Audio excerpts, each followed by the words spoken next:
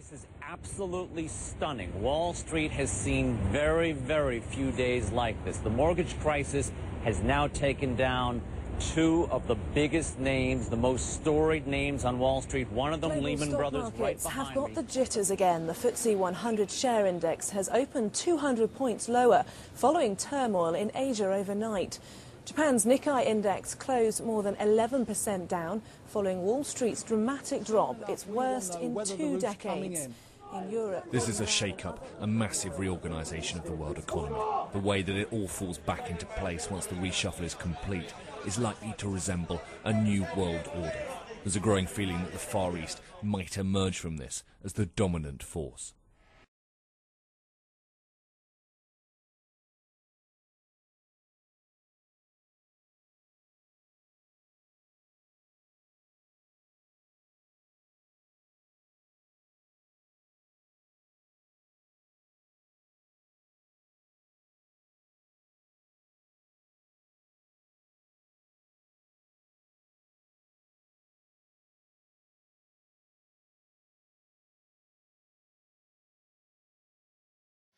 بسم الله الرحمن الرحيم الحمد لله رب العالمين والصلاة والسلام على نبينا محمد وعلى آله وصحبه أجمعين.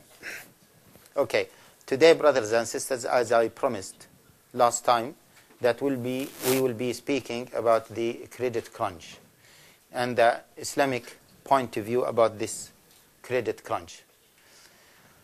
First of all, it will be a good idea just to speak about the credit crunch and how it happened. The credit crunch started because of excessive use of mortgage.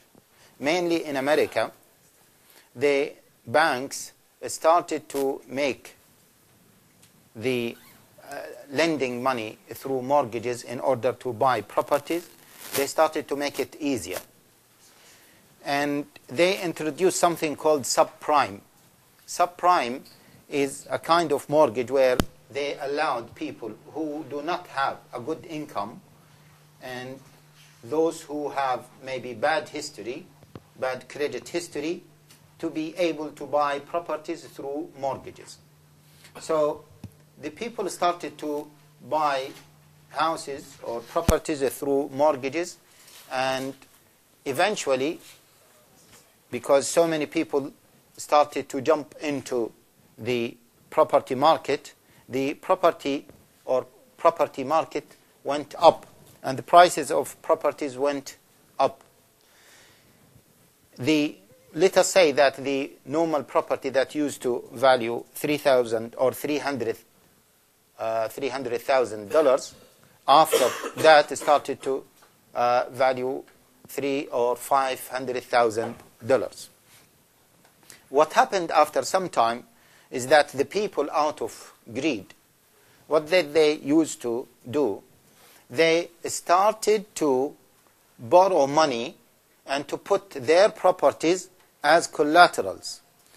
And they, of course, when they borrow money from either banks or some other financial institutions, they are not going to borrow money maybe less than the prices of the house. They used to borrow money proportional, the amount of money that they used to borrow is proportional to the new price of the house.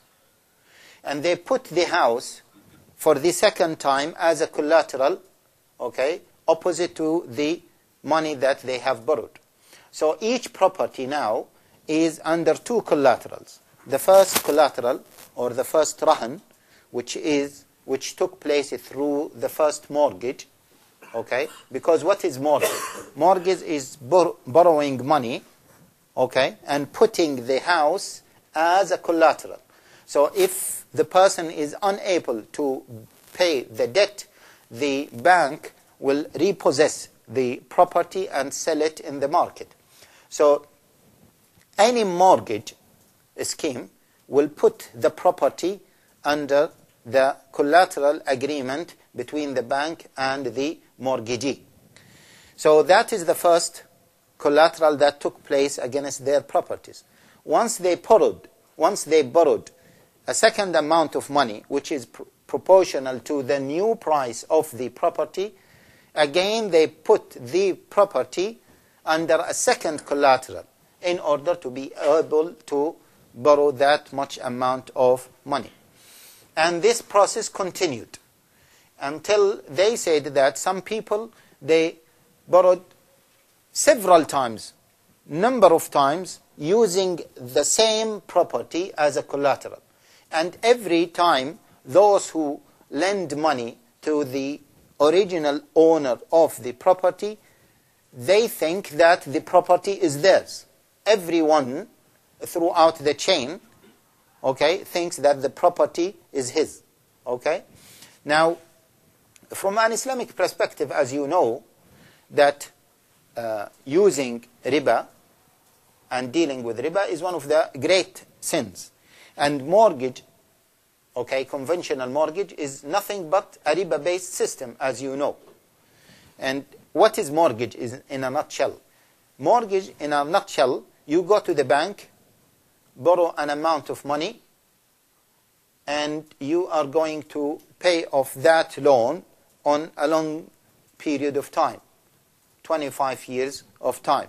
And you put that property that you bought, okay, under collateral agreement. So when you fail to pay off the mortgage or the debt, which is actually a debt, the bank will repossess the property and will sell it and will try to cover the original price. So it is a riba-based loan. Mortgages, okay, are nothing but a riba-based loan. And you, all of us know that Allah Jalla wa Ala never waged a war against any sinner except for those who are dealing with or those who consume riba. And all of us know the ayah, يَا أَيُّهَا الَّذِينَ آمَنُوا اتَّقُوا اللَّهَ وَذَرُوا مَا بَقِيَ مِنَ الرِّبَا إِن كُنتُم مُؤْمِنِينَ. O you who believe, fear Allah and leave riba, if you are believers. And فَإِن لَمْ تَفْعَلُوا, if you don't do so, فَأْذَنُوا بِحَرْبٍ مِّنَ اللَّهِ وَرَسُولِهِ. Then be aware that Allah and His Messenger are waging war against you. And maybe you know Hadith ibn Mas'ud radiyallahu ta'ala anhu, that the Prophet sallallahu alayhi wa sallam said that any people who deal with riba, okay, they will end up in a state of loss. ما أحد أكثر من الربا إلا كان عاقبة أمره إلى قل. That's why when this fatwa of using mortgages or using conventional mortgage to buy properties in Europe issued by the European Council for Fatwa and Research, okay, was heavily condemned by many scholars, and we were against it.